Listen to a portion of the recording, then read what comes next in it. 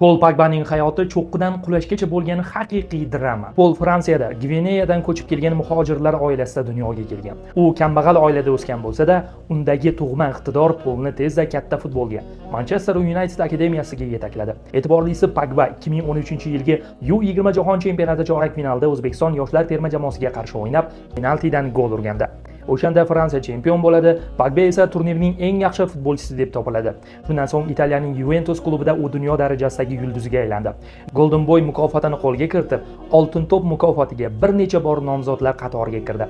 2016-yilda esa rekord darajadagi 105 million yevro evaziga Manchester Unitedga qaytib, tarixdagi eng qimmat futbolchiga aylandi. Oradan 2 yil o'tib, 2018-yilda Fransiya terma jamoasi bilan jahon chempioni bo'ldi va finalda g'alaba golini kiritdi. Biroq keyin maydondagi omadsizliklardan tashqari o'z akasi bilan kelishmovchiliklar yuzaga keldi.